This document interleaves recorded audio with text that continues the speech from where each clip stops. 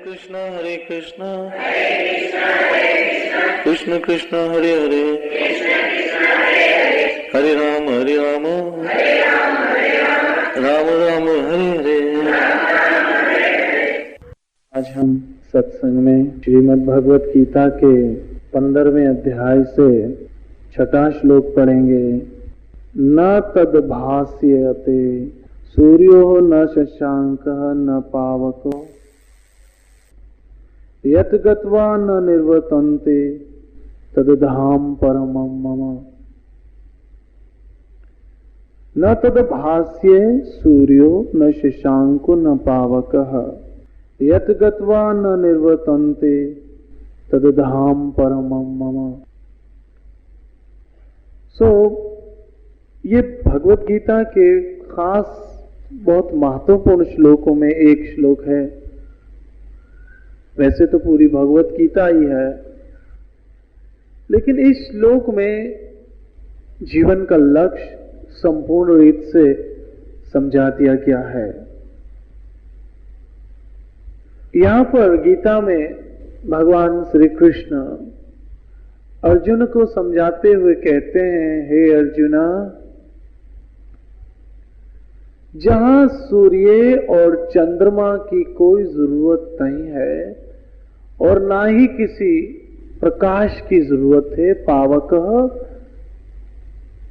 प्रकाश की भी जरूरत नहीं है, वो मेरा परम धाम है, कृष्ण लोक वैकुंठ लोक है, जहां जाने के बाद मनुष्य को कभी भी फिर इस संसार में वापस नहीं आना पड़ता है।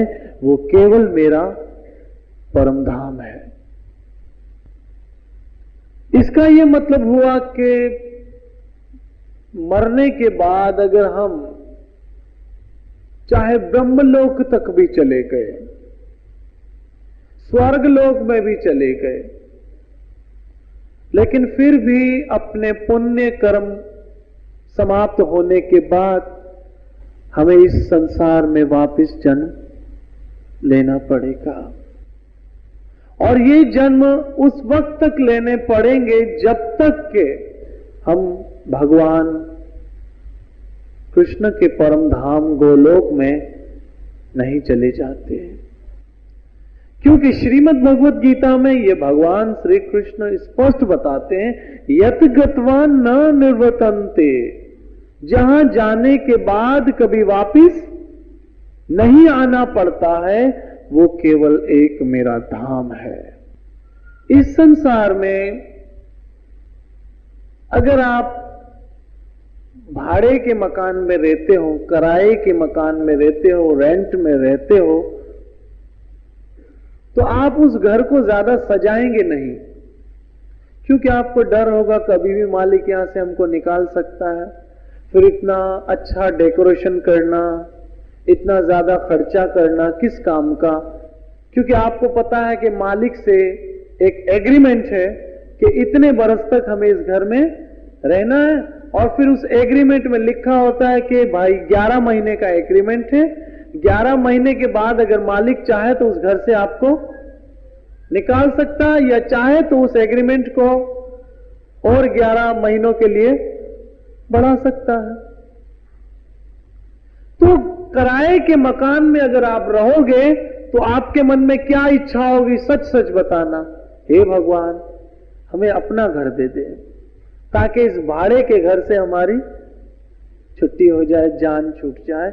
ये एक नेचुरली चीज है, ये तो सबकी समझ में आ रही है ना। इसमें कोई ज्ञान है क्या? इसमें ज्ञान कुछ भी नहीं है। सीधी सीधी बात है कि अगर आप भाड़े के घर में रहते होंगे तो आपको क्या होगा, क्या इच्छा होगी? भगवान हमको अपना घर दे दे, अपना प्लाट दे दे, अपनी खोली दे दे, अपना फ्लैट दे दे, ताकि इस भाड़े के घर से हमारी जान छूट जाए। क्योंकि भाड़े के घर में क्या खतरा है कि जब भी चाहे मालिक आपको क्या कर सकता है? निकाल सकता है। आपको नोटिस दे सकता है कि भाई 1 महीने के अंदर अंदर मेरा घर खाली कर दो। तो आप सब चाहे भाड़े का घर 10 कमरों का भी हो, फिर भी उसको सजाते हुए आपको डर लगेगा। आप कहोगे ये फॉल सीलिंग, ये इतनी सारी बत्तियां, ये इतने सारा डेकोरेशन, ये फर्नीचर क्यों लगवा है? मालिक निकालेगा तो ये सब पैसा तो हमारा जाएगा बेकार। तो आपकी भाड़े के घर में रहते हुए क्या इच्छा होगी कि भगवान हमको तू मेहरबानी करके कोई अपना घर दे दे, भले 2 कमरे का हो लेकिन अपना हो, है ना इच्छा? इसी तरह से आपको भगवान अपना घर देना चाहता है, ऐसा घर जिसमें जाने के बाद वहां से कोई आपको निकालेगा नहीं। उस घर में जाने के बाद वहां से कोई ये नहीं कहेगा निकल जाओ। भगवान तो आपको अपना घर देना चाहता है, आप लेना चाहते हैं या नहीं, ये फैसला करो। आपको कौन सा घर देना चाहता है? अपना घर वैकुंठ धाम, जहां के लिए क्या कहता है भगवान कि अगर तुम मेरे धाम में आ गए तो फिर कभी भी वहां से कोई निकालने वाला नहीं होगा, वो परमानेंट तुम्हारा हो जाएगा। यत गत्वा न निवृतन्ते तद धाम परमम। हे अर्जुना, जहां से फिर कभी तुम्हें इस जन्म मरण के बंधनों में नहीं पड़ना पड़ेगा, ना ही तुम्हें संसार में भटकना पड़ेगा, ना ही तुम्हें इस मृत्यु सागर में आना पड़ेगा, वो मेरा धाम है। चले आ जाओ मेरे धाम में। यहां जो आपका घर है, कुछ लोग कह सकते हैं मधुसूदन जी हम तो भाड़े के घर में नहीं रहते हैं, हमारा तो अपने नाम का फ्लैट है, ये म्युनिसिपैलिटी की पावती भी देखो हमारे नाम पर आती है, ये पानी का बिल भी हमारे नाम पर आता है, ये बिजली का बिल भी हमारे नाम पर आता है, मेंटेनेंस बिल भी हमारे नाम पर आता है, ये फ्लैट तो हमारा है, हम भाड़े के घर में नहीं रहते। इसलिए ये बातें आप उनको जाके सुनाएं जो भाड़े के घरों में रहते हैं, हमारा तो अपना फ्लैट है, इसलिए हमें कोई चिंता नहीं है। इससे पहले भी कई लोग कह चुके हैं कि ये हमारा फ्लैट है, लेकिन उस हमारे फ्लैट में रहे कितने बरस हो सकता है यहां कई ऐसी माताएं हो जिनका फ्लैट उनके पति के नाम पर हो, लेकिन पति आज छोड़ के कहां बैठा है, कहां गया वो फ्लैट। आप में से कई ऐसे लोग हो जिनकी फ्लैट उनकी पत्नियों के नाम पर हो, लेकिन पत्नियां चले गई, फ्लैट अपनी जगह बाकी है। अरे चाहे अपने नाम पर हो या किसी के नाम पर, ये फ्लैट तो क्या पूरी दुनिया ही किराए की जगह है। यहां आप रहने वाले कोई नहीं है, क्योंकि सारे ही रिटर्न टिकट अपने जेब में रख के आए, सबों के पास रिटर्न टिकट है, रिटर्न टिकट है।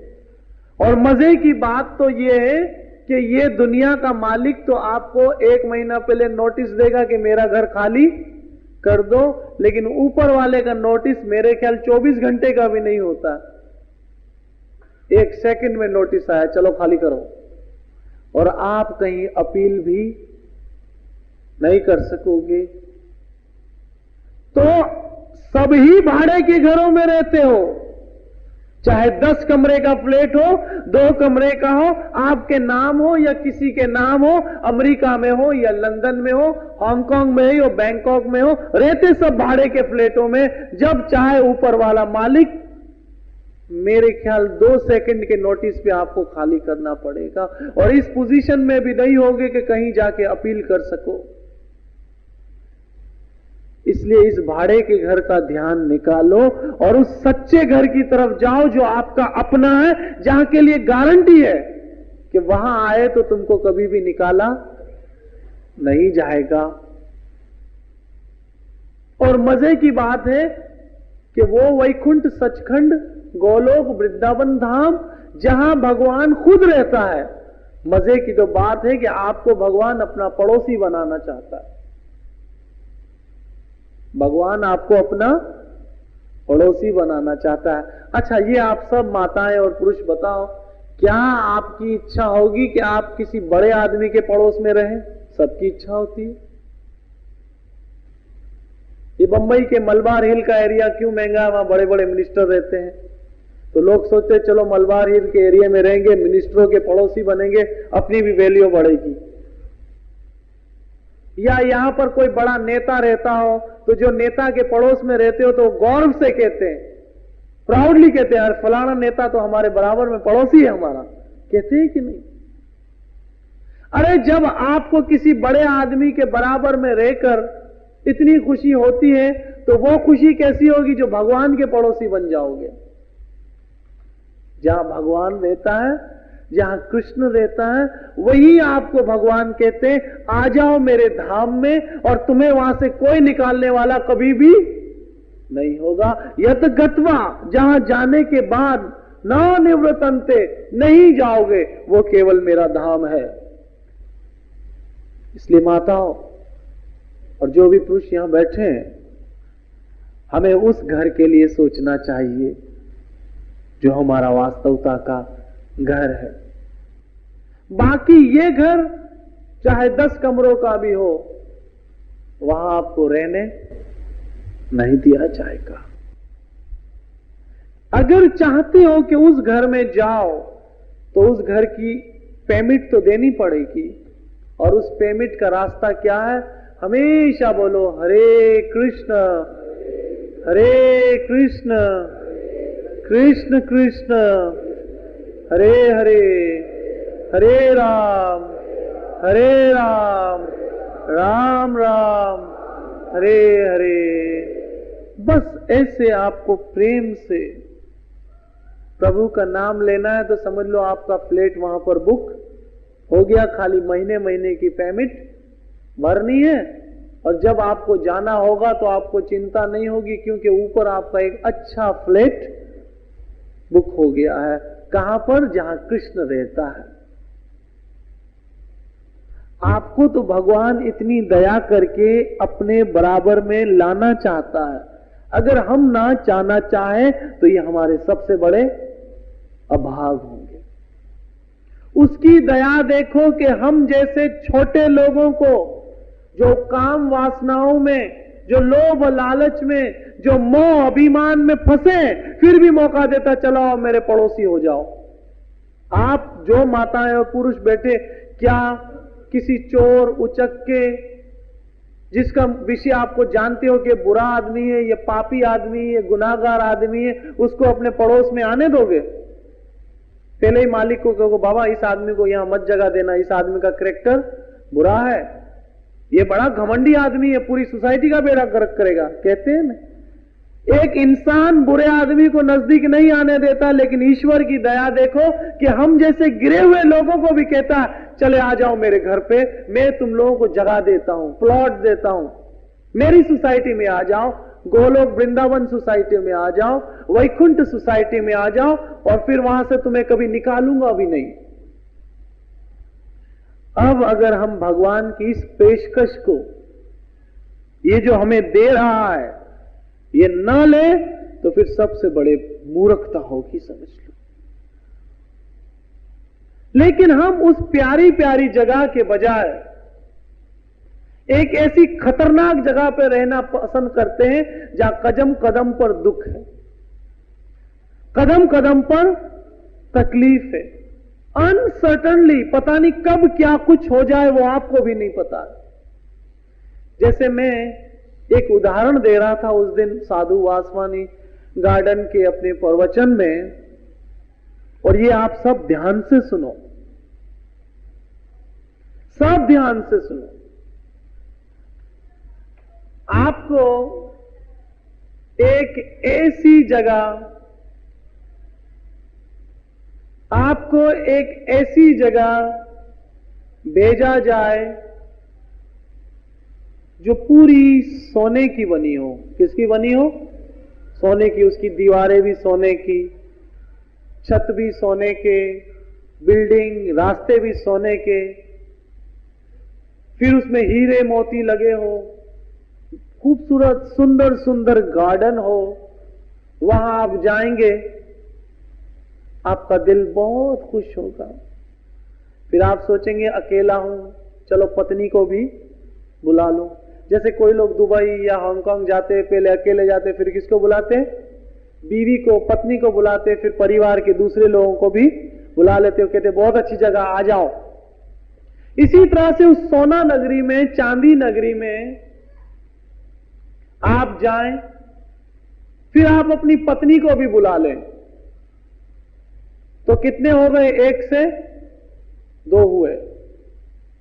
फिर पत्नी के बाद कहो बच्चे को भी बुला लो, तो 2 से 3, फिर 3 से 4, एक ऐसे परिवार बन जाएगा।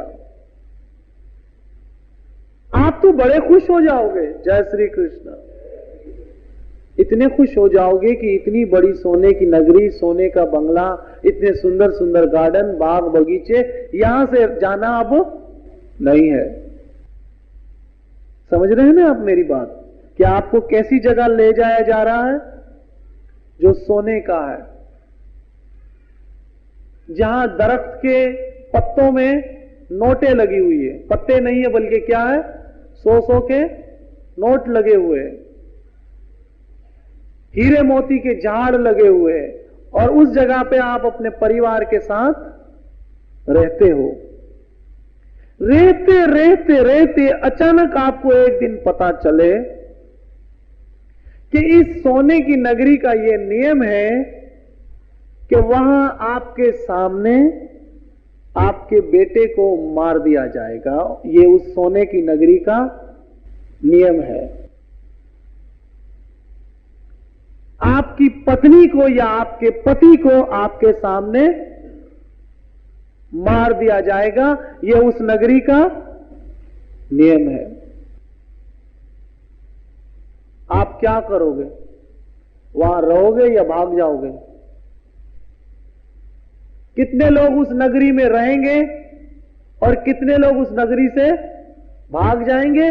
कितने लोग हैं वो ये कहेंगे बाबा बच्चा मरता है मरे, पत्नी मरती है मरे, हम तो सुखी इस सोने के नगर में रहेंगे। या कितने लोग हैं कि कहेंगे ऐसी नगरी को क्या करें जहां अपने प्यारों को हम मरते देखेंगे, हमें यहां पर नहीं रहना है। कितने लोग हैं जो रहना चाहेंगे और कितने लोग हैं जो नहीं रहना चाहेंगे? मेरे ख्याल सारे ही लोग उस जगह पर रहना नहीं चाहेंगे। बोले ऐसे सोने चांदी हीरे मोती रुपए के झाड़ को क्या खाना है जहां अपने प्यारों को हम मरते देखे अपनी नजरों से। जय श्री कृष्ण। आप में से कोई भी वहां रहना पसंद नहीं करेगा।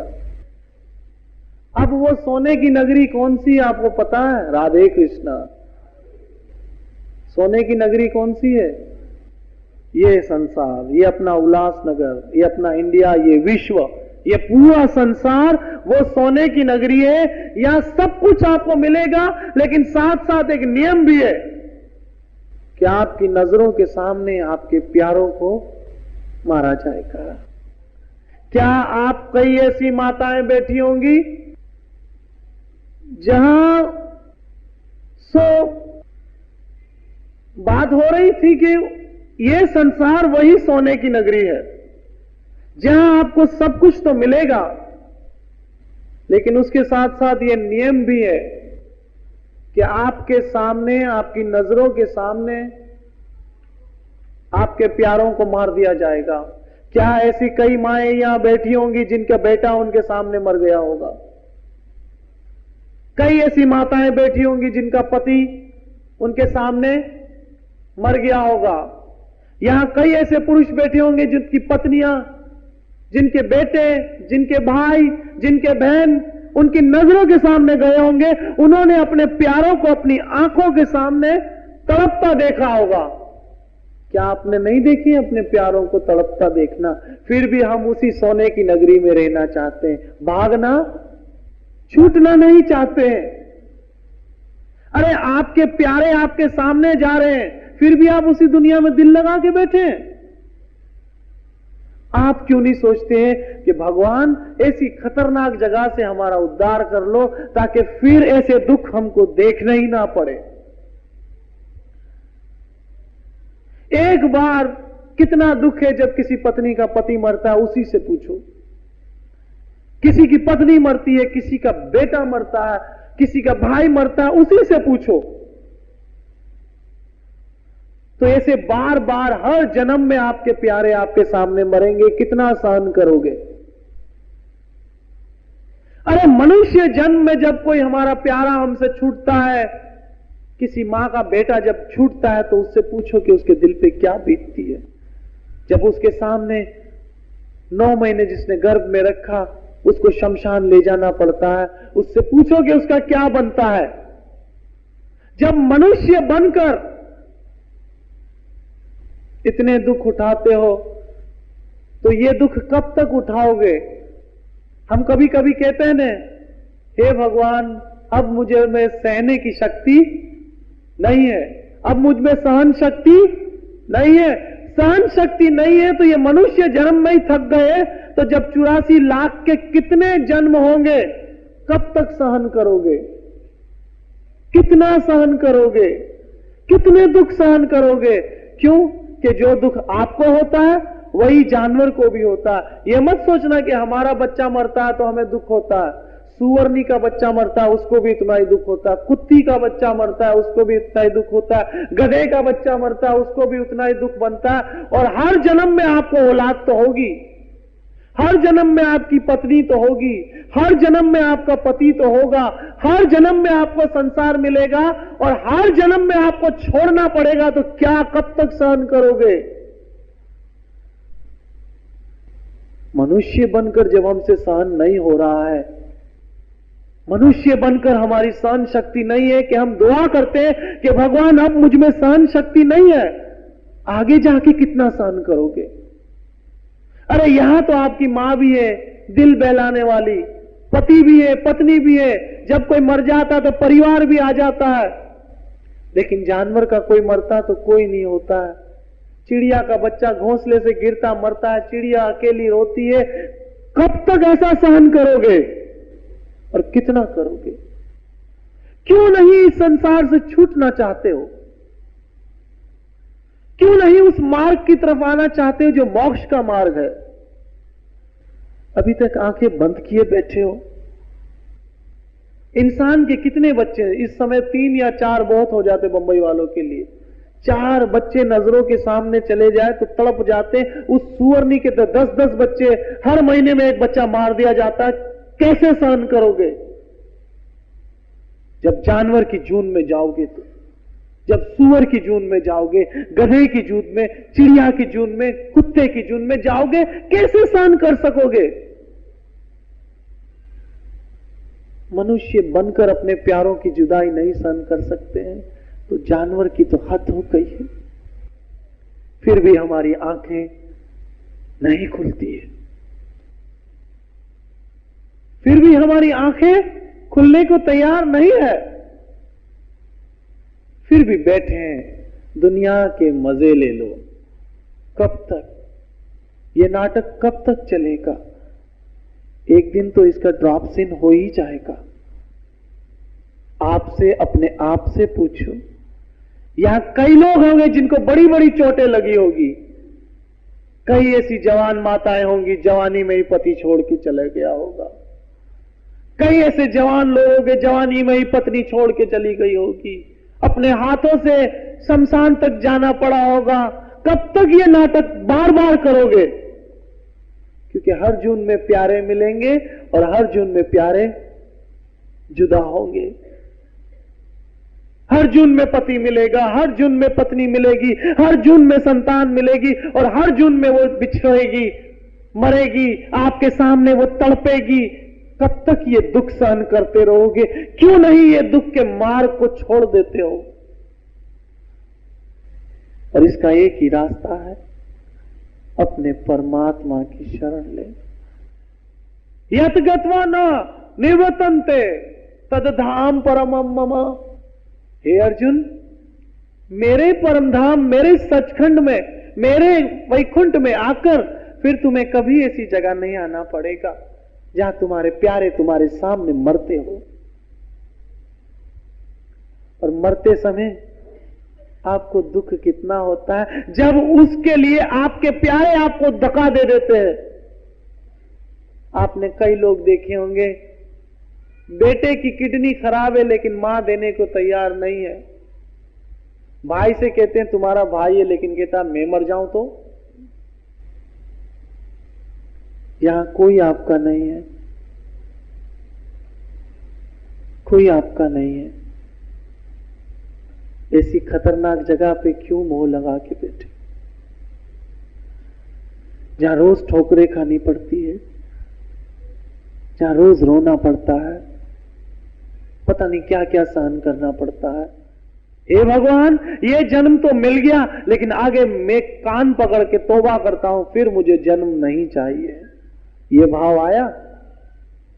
यहां तो लोग कहते हैं 7 जन्म तक साथ जिएंगे, फिर यहां पर बेड़ा गर्क करने के लिए 7 जन्म में आएंगे।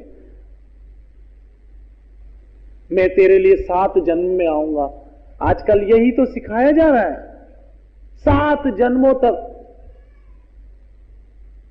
लड़का और लड़की हाथ पकड़ के गए चौपाटी पे, कहते चलो दरिया में डूब जाए, 7 जन्म साथ चलेंगे। पता चला दोनों पता नहीं कौन अपने कर्म से लड़का कहां, अपनी कर्म से लड़की कहां।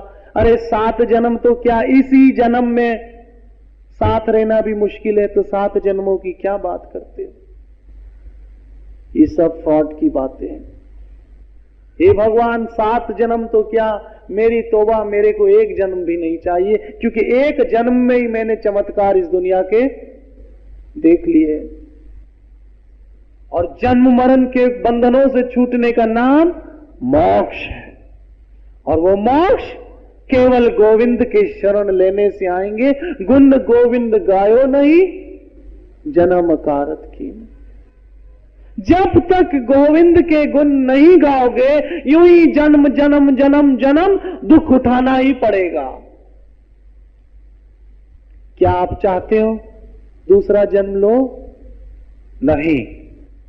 क्या आप चाहते हो दूसरे जन्म में फिर आपके प्यारे आपकी नजरों के सामने तड़प तड़प के मरे? अरे इस जन्म में तो कुछ भी ठीक है कि अपने प्यारे हॉस्पिटलों में मरते हैं, घर में मरते हैं, लेकिन उस सुअरनी का प्यारा बच्चा आपने कभी पकड़ते देखा है कि उसको कितनी बेदर्दी से पकड़ा जाता है और वो कितना चीखता है, और उस समय उस सुअरनी मां पे क्या बीतती होगी। एक कुत्ती का बच्चा जब तड़प तड़प के मरता है, उस कुतिया पे क्या बीतती होगी। और हमें भी अगर मोक्ष नहीं मिला तो यूं ही जन्म लेने पड़ेंगे और 84 लाख जून भटकनी पड़ेगी। फिर सही कुत्ता, बिल्ली, रीछ, सुअर, बकरी, भेड़, फिर सही बनना पड़ेगा। लेकिन हमारी मूर्खता तो देखो कि हम मालिक बन के बैठे और सोचते जाना ही नहीं है यहां से। मैं मालिक हूं, मैं ईश्वर हूं, मैं इस घर का स्वामी हूं, मैं फलाना हूं, मैं फलाना हूं, मैं ना हो तो ये जगह ही बंद हो जाएगी, मेरे से तो ये सब कुछ हो रहा है, मैंने इसको कितना आगे बढ़ा दिया।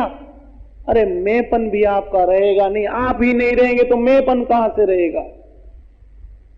तो बात हो रही थी ये कि ये संसार रहने जैसा नहीं है, और भगवान दूसरी तरफ क्या कह रहा है कि मेरे परम धाम में चले आओ, वहां से तुम्हें कोई निकालने वाला नहीं होगा।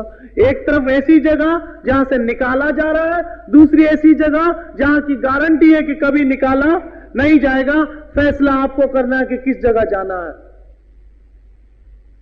अगर आप चाहते हैं कि मोक्ष के मार्ग पर चले तो फिर कृष्ण की शरण ले लो, कृष्ण की शरण ले लो, कृष्ण का नाम लो, कृष्ण की सत्संग करो। यही जीवन का लक्ष्य है, इसी को जीवन कहते। यहां तो सब चीजें आपसे छीन ली जाएगी, एक दिन आपकी जवानी भी आपसे छीन ली जाएगी। उन लोगों से मैं पूछता हूं जिनके बाल देखते देखते देखते क्या हो गए, सफेद हो गए, उनको पता भी नहीं चला। उनको पता भी नहीं चला कि उनके काले बाल कैसे सफेद हो गए, और ये काले बाल एक एक करके कब उड़ जाएंगे वो भी पता नहीं चलेगा, और कब मृत्यु आ गई वो भी पता नहीं चला, और हम सोचते ही रह जाएंगे। किसी से पूछो माता क्या ख्याल है, भक्ति करने का मूड है? जरा मैं सोच लूं। कितना सोचोगे ये बताओ मुझे। किसी महापुरुष से कहो भाई आ जाओ हमारे संग, कृष्ण की भक्ति करेंगे, बोले महाराज जरा सोच लेने दो। कितना सोचोगे? आपको भगवान ने सोचने का इतना तो मौका दिया। मैं कहता हूं जिनकी उम्र 20 वर्ष की है, क्या 20 वर्ष सोचने के लिए कम है क्या? जिनकी उम्र 30 वर्ष की, 40 वर्ष की, 50 वर्ष की है, अरे 30-40 वर्ष तो सोचने को मिला, अब कितना सोचोगे कि कहते हो कि भगवान की भक्ति के लिए अब जरा सोचेंगे। अरे 20 वर्ष निकल गए। यहां कई माताएं, कई लड़के 18 वर्ष के बैठे होंगे। मैं उनसे ये पूछता हूं कि सोचते सोचते 18 वर्ष निकल गए, अब कितना सोचोगे? जिनके बाल सफेद हो गए, जिनके मुंह से दांत टूट गए, 70 वर्ष की उम्र में बाबा यूं कहते जरा मैं सोच लूं। अरे अब कितना सोचोगे?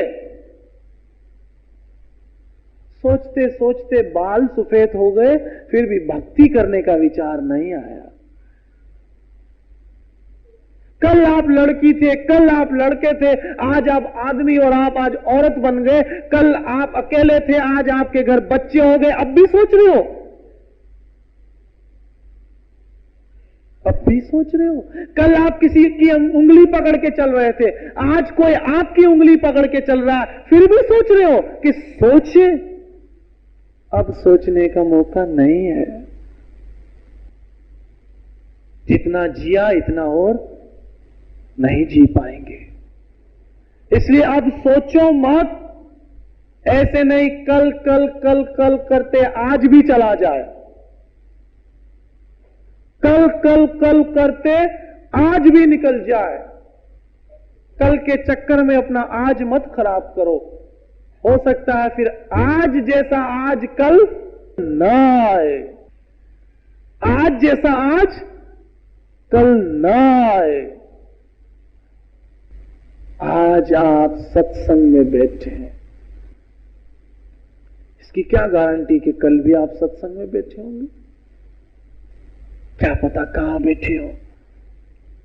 इसलिए आज संकल्प करो, इस समय संकल्प करो कि भगवान हमने जितनी श्वासें जी वो तो संसार के लिए जी, आज से बाकी श्वासें तुम्हारे नाम है। आज से मेरी आत्मा तुम्हारे नाम, आज से मेरे प्राण तुम्हारे नाम, आज से मेरे विचार तुम्हारे नाम, आज से मेरा चलना तुम्हारे नाम, आज से मेरा खाना और सोना तुम्हारे नाम है। क्योंकि जो जो जो जो जो जो जो जो आप कर्म करो वो प्रभु के, कृष्ण के लिए करो, यूं आप जन्म मरण के बंधनों से छूट जाओगे।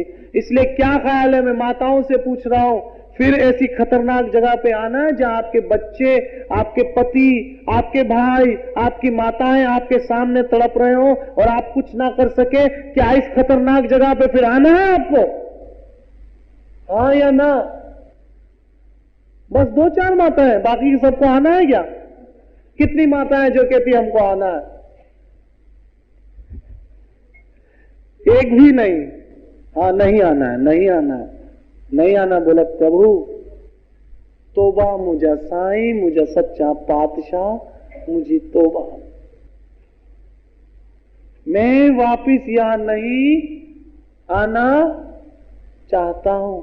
ये 7 जन्म वाले भी कहो बाबा 1 जन्म में पार्ट भर गया, अब 7 जन्म नहीं लेने।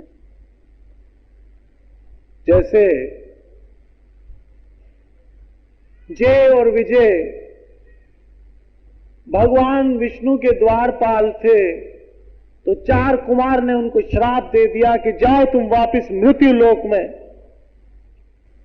तो भगवान विष्णु से कहने लगे भगवान अभी हमको श्राप तो मिल गया, लेकिन कल्याण कैसे हो हमारा?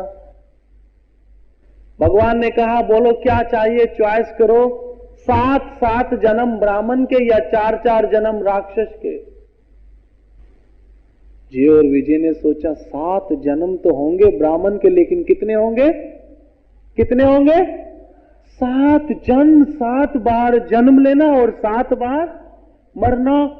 बाप रे, ये खतरनाक काम नहीं करेंगे भगवान। ये 4 जन्म अच्छे, कम से कम 4 में जान छूटेगी, 3 से तो फिर भी बचेंगे।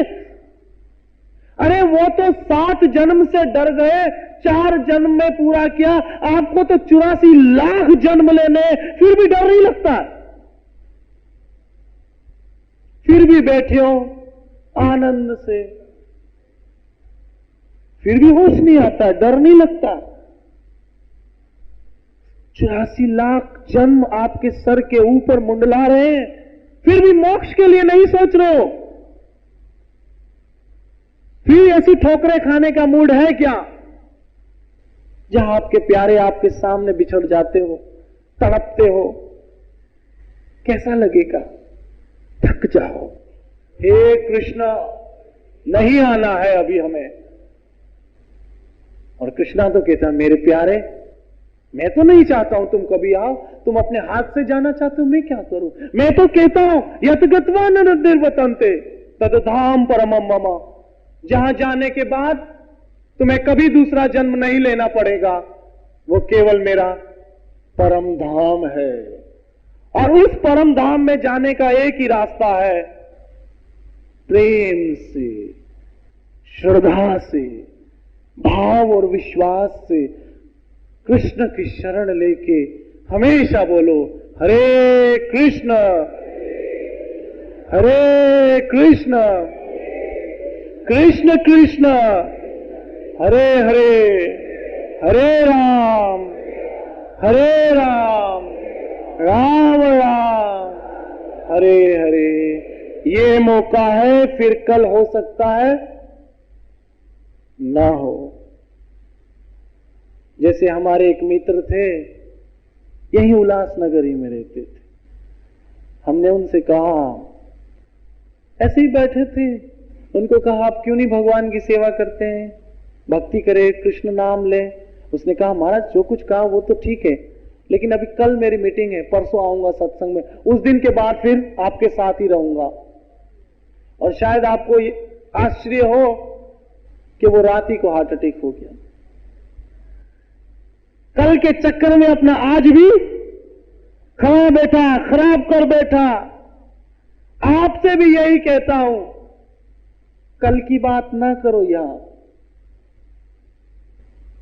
कल हो सकता है मैं ना हो या आप में से कोई ना हो। कल की बात ना करो, आज अभी ये संकल्प करो कि हम अभी से अपने प्यारे प्रभु, मेरे प्यारे प्राण के नाथ, यशोदा के लाल, राधा के प्रिय, वृंदावन के चंद्र, त्रिलोक के नाथ, जिसका शंकर और सरस्वती भी ध्यान लगाते हैं, ब्रह्मा जी और नारद भी जिसके गुण गाते हैं, उसी कन्हैया के हम शरण ले लेंगे, उसी मुरली वाले के हम धाम में जाने का संकल्प करते हैं। आज फिर कल नहीं होगा। जैसे एक प्रेम कथा में आता है कि एक राजा का लड़का एक गरीब की लड़की से प्रेम करके अपनी राजाई छोड़ के उस लड़की के साथ भाग गया, और लड़की के साथ भाग गया। लड़की के साथ भागने के बाद रोड रास्ते पे घूमता रहा। फिर ऐसे करते करते एक जंगल में पहुंचा। जंगल जादू का था, तो दोनों बंदर और बंदरी बन गए। पहले राजा से गरीब बना, गरीब से बंदर बना। दूसरे गांव में पहुंचे, वो भी जादू का था, तो एक झाड़ पे बैठे थे, नीचे कुआं था। लड़की कहती है जो बंदरी थी बंदर को कि देख बंदर, इस समय जो है ऐसा समय है कि जो भी इस कुएं में छलांग मारेगा, जंप मारेगा, तो वो फिर से मनुष्य बनेगा और इस बंदर की जून से मुक्त हो जाएगा। उस बंदर को बड़ा गुस्सा आया, बोला मूर्ख, तेरी बातों में आके राजा से फकीर बना, अब फकीर से बंदर बना और फिर तेरी बात मान के इस कुएं में छलांग मारूं तो बंदर से भी जाओ, अब नहीं मानूंगा। लड़की ने कहा पछताएगा प्यारे। उसने कहा जरा सोच लो। क्या कहा? सोच लो। क्या कहा? हमारी तरह कहा सोच लो। लड़की ने छलांग मारी तो वो सुंदर लड़की बन के निकल गई। बंदरी से क्या बन गई? बंदर ने बोला अब मारूं। लड़की ने कहा देख अब तू मारेगा तो बंदर से भी जाएगा, क्योंकि वो अब समय निकल गया। अरे माताओं और पुरुषों, आज तो आपके पास सोचने का भी समय हो, लेकिन कल हमारे शरीर में पता नहीं क्या हो जाए कि वो सोचने वाला दिमाग ही ना रहे। सोचोगे कहां से? दिमाग काम करेगा तो सोचोगे नहीं। सोचो ना। इस दरबार सच्चे पातशाह अपने प्यारे प्रभु के दरबार में मार दो छलांग और कर लो संकल्प कि आज से हमारा जीवन मेरे कृष्ण के नाम है। आप कहते हैं कृष्ण की भक्ति हमसे नहीं हो सकती है। भगवान की भक्ति के लिए टाइम नहीं निकलता है। क्यों टाइम नहीं निकलता? कि 2 बच्चे हैं, उनको टाइम देना पड़ता है। माताओं से मैं कहता हूं, आपके पास 2 बच्चे हैं ना, 2 बच्चों को टाइम देती है। सोच ले तीसरा बच्चा कृष्ण है, 3 बच्चों को टाइम दे दे। 2 के लिए नाश्ता करती है, 1 के लिए और तैयार करके भोग लगा दे। 2 के लिए कपड़े तैयार करती है, 1 कन्हैया के लिए और कपड़े तैयार कर ले। 2 बच्चों को रात को लोली दे के सुनाती है, तीसरा कृष्ण भी अपनी गोद में रख के सुलाना शुरू कर दे। समझ लो 2 नहीं थे, कितने थे? 3 थे।